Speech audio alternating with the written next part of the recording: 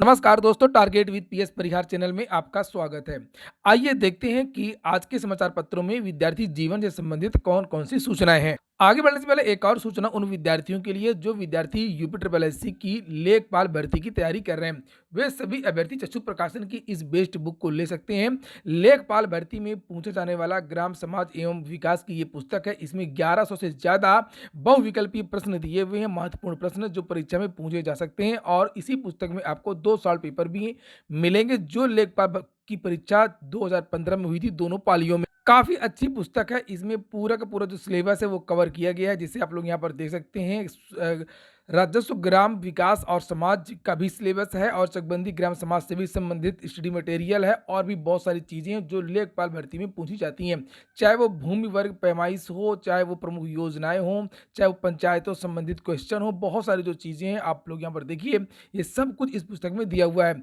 सभी कापी किताबों की दुकानों में आपको लेखपाल भर्ती की ये पुस्तक मिल जाएगी और अगर आप लोग ऑनलाइन मंगवाना चाहते हैं तो उसकी भी लिंक मैंने डिस्क्रिप्शन बॉक्स में दे दी है। चलिए शुरू करते हैं आज की सूचनाओं को और सबसे पहले बात कर लेते हैं यूक्रेन संकट की। परमाणु हमले को देश तैयार रहे पुतिन। अभी भी रूस और यूक्रेन जो वार है वो चल रहा है और यहाँ पर लिखा कि रूस यूक्रेन के बीच 4 दिनों से जारी संघर्ष के बीच दुनिया में परमाणु युद्ध के बादल मंडराने लगे हैं। रूस के राष्ट्रपति व्लादिमीर पुतिन ने पश्चिमी देशों से तनाव के बीच रविवार को रूसी परमाणु प्रतिरोधी बलों स्पेशल डिटरेंस डिफेंस यूनिट को अलर्ट पर रहने का आदेश दिया है। नाटो के सदस्य देशों द्वारा आक्रामक बयानबाजी की प्रतिक्रिया में उन्होंने ये निर्णय लिया है। पुतिन के इन तेवरों से पूर्वी और पश्चिमी देशों के बीच तनाव बढ़ने लगा है। उसकी अंदेशा है तनाव बढ़ने का अंदेशा है। इस बीच अंतर्राष्ट्रीय परमाणु ऊर्जा एजेंसी आईएईए के बोर्ड ऑफ गवर्नर्स की बुधवार को आपात बैठक भी बुलाई गई है। इस युद्ध में जो युद्ध हो रहा है दोनों देशों का बहुत ज्यादा नुकसान हो रहा है और इसका जो प्रभाव है भारत में भी पड़ सकता है, खासतौर से महंगाई के लिए। देखिए यहाँ पर लिखा हुआ है अनुमान 4300 सैनिक मार गिरा है। यूक्रेन ने दावा किया है कि उसने अब तक 4300 रूसी सैनिक ढेर कर दिए हैं। इसके अलावा 102 टैंक, 14 युद्धक विमान, 8 हेलीकॉप्टर, 15 आर्टिलरी सिस्टम नष्ट किए हैं और रूस ने भी 800 यूक्रेनी सैन्य ठिकाने नेस्तनाबूद करने का दावा किया है।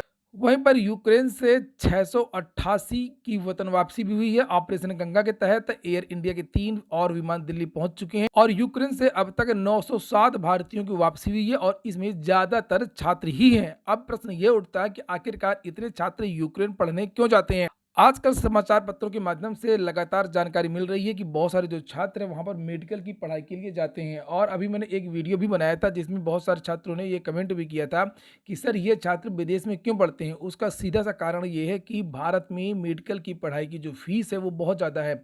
1 करोड़ से ज़्यादा फीस लगती है, लगभग 25 लाख एक सेमेस्टर का खर्च आता है। और फॉरेन में खासतौर से यूक्रेन की जहाँ तक बात हो रही है वहाँ पर 1 साल की जो फीस है वो केवल 4 लाख रुपए है। इसकी वजह से छात्र वहाँ पर ज़्यादा पढ़ने जाते हैं। ये देखिए लिखा है कि विदेश में 25 लाख और यूपी में डॉक्टरी की फीस है 1.25 करोड़। सस्ती फीस और दाखिला आसान, बस यही वजह है कि बड़ी संख्या में छात्र छात्राएं विदेशों में जाकर के मेडिकल की पढ़ाई कर रहे हैं। यूक्रेन समेत कई देशों में हर साल यूपी से बड़ी तादाद में छात्र छात्राएं दाखिला ले रहे हैं। अधिकारियों का कहना है कि यूपी के प्राइवेट कॉलेजों में हर साल एमबीबीएस की पढ़ाई पर तकरीबन 25 लाख का खर्च आ रहा है। इस लिहाज से 5.5 साल की पढ़ाई पर तकरीबन 1 करोड़ 15 लाख रुपए से ज़्यादा खर्च हो रहे हैं और जबकि यूक्रेन के मेडिकल कॉलेज में एमबीबीएस की 5.5 साल की पढ़ाई का पूरा जो खर्च है वो 25 लाख रुपए आता है। इसमें हॉस्टल व भोजन का खर्चा भी शामिल है। इसलिए जो सैकड़ों छात्र हैं वो जाते हैं यूक्रेन इत्यादि। जैसे यहाँ पर देखिए लिखा हुआ है कि 4,50,000 सालाना फीस है यूक्रेन के विश्वविद्यालय में। एमबीबीएस प्रथम वर्ष की फीस 50,000 रुपये में हॉस्टल और भोजन दोनों के लिए जमा करवाए जाते हैं 1 साल के लिए। हालांकि ये जब छात्र वहाँ से कोर्स कर लेते हैं उसके बाद में एक एग्जिट की परीक्षा भी देनी होती है, तभी यहाँ भारत में ये लोग प्रैक्टिस कर सकते हैं। और ये सत्य है कि भारत में मेडिकल की जो पढ़ाई है वो बहुत महंगी है। इसके बारे में सरकारों को सोचना और विचारना चाहिए। अगली जो सूचना है वो है सीटेट रिजल्ट अपडेट की। सीबीएसई जो संस्था वो पूरी तरीके से ध्वस्त हो चुकी है। सीबीएसई ने कोई भी ना तो नोटिस जारी किया है अभी तक सीटेट के परिणाम के लिए और ना ही कोई ऑफिशियल जानकारी मीडिया के माध्यम से दी जा रही है। अभी तक सीटेट का परिणाम जारी नहीं हुआ है और इसको लेकर के छात्र बहुत ज़्यादा आक्रोशित हैं। हालाँकि आजकल 1 या 2 दिन से समाचार पत्रों के माध्यम से लगातार बहुत सारी जानकारियाँ दी जा रही हैं इसके परिणाम को लेकर के, लेकिन हर बार जो जानकारियाँ हैं वो गलत साबित होती हैं। फिर से आज बहुत सारे समाचार पत्रों के माध्यम से ये जानकारी दी गई है कि सीबीएसई का सीटेट का जो परिणाम है वो इसी हफ्ते जारी हो जाएगा। जैसे आज तक ने यहाँ पर लिखा कि सीटेट का जो परिणाम है वो बहुत जल्द जारी हो जाएगा और उम्मीद है, कयास लगाए जा रहे हैं कि इसी सप्ताह 1 सप्ताह के अंदर सीटेट का जो परिणाम है वो जारी हो सकता है। वहीं पर टाइम्स नाउ ने लिखा कि 28 फरवरी यानी कि आज सीटेट का जो परिणाम है वो जारी हो जाएगा और इसी तरह की सूचना जी न्यूज आदि समाचार पत्रों ने दी है। इसके बाद में अब हम लोग बात करते हैं प्राथमिक शिक्षक भर्ती की। इसके लिए विद्यार्थी चुनावी आचार संहिता में भी लगातार अपनी बात को रख रहे हैं और प्रदर्शन कर रहे हैं। कल गोरखपुर में जो उत्तर प्रदेश के पूर्व मुख्यमंत्री अखिलेश यादव, उनकी रैली में भी विद्यार्थी सैकड़ों जो छात्र है वो गए थे और प्राथमिक शिक्षक भर्ती के जो पोस्टर है वो फेंके थे और इसको लेकर के प्रदर्शन भी हुआ था और पूर्व मुख्यमंत्री की तरफ से आश्वासन भी दिया गया था, यानी कि विद्यार्थी अपना अभियान जारी रखे हुए हैं। इसी क्रम में जब उत्तर प्रदेश के जो वर्तमान मुख्यमंत्री हैं योगी आदित्यनाथ, उनके सामने भी विद्यार्थी घोषणाएं करते हैं और मांग करते हैं प्राथमिक शिक्षक भर्ती की, जिसे आप लोग यहाँ पर देख सकते हैं।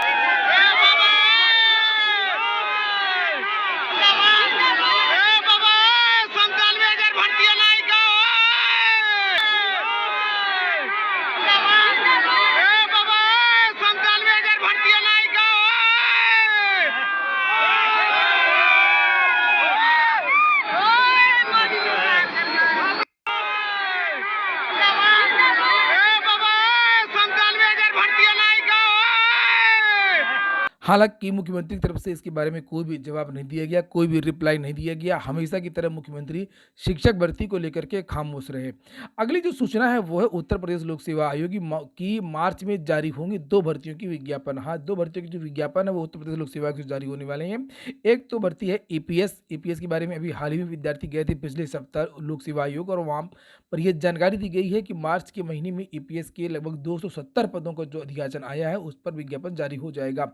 इसी क्रम में उत्तर प्रदेश लोक सेवा आयोग की एक भर्ती है पीसीएस 2022 का नोटिफिकेशन। ये नोटिफिकेशन फरवरी के महीने में ही जारी होना था, लेकिन पदों का अधियाचन ही नहीं आया था। बहुत सारे विभागों ने अधियाचन ही नहीं भेजे थे। इसके बारे में समय समय पर बहुत सारे रिमाइंडर भी भेजे गए, बहुत सारी मीटिंग भी हुई, लेकिन उतने पदों का अधियाचन नहीं आया जितने पदों का अधियाचन आना चाहिए। इसकी वजह से विज्ञापन में देरी हुई है, लेकिन जानकारी मिल गई है कि जो पदों की संख्या है वो लगभग 250 हो चुकी है और अब उत्तर प्रदेश लोक सेवा आयोग, जो कि पहले इसने कहा था कि जब तक 250 का जो विज्ञापन 250 पद नहीं हो जाएंगे तब तक विज्ञापन जारी नहीं किया जाएगा। तो फिलहाल 250 पदों के आसपास विज्ञापन पद अधियाचन आ गए हैं और अब इसका जो विज्ञापन है वो मार्च के महीने में ही जल्दी यानी 15 के पहले पहले आपका जो विज्ञापन वो जारी हो जाएगा। चूंकि इसकी प्रारंभिक परीक्षा की जो तारीख है वो पहले ही घोषित कर दी गई है। अंतिम सूचना है नीट पीजी तीसरे चरण के लिए आज से शुरू होगी दाखिला प्रक्रिया। कॉलेजों की ओर से सीट मैट्रिक्स तैयार होने के बाद बुधवार से पंजीकरण कर सकेंगे छात्र। देश भर में मेडिकल कॉलेजों में पीजी दाखिले के लिए सोमवार यानी आज से तीसरे चरण की प्रक्रिया शुरू हो रही है। तो ठीक है दोस्तों, ये हो गया आज का वीडियो अगर आपको अच्छा लगा हो तो लाइक अवश्य कर दें। जिन छात्रों ने चैनल को अभी भी सब्सक्राइब न किया सब्सक्राइब कर लें। पूरा वीडियो सुनने के लिए बहुत बहुत धन्यवाद।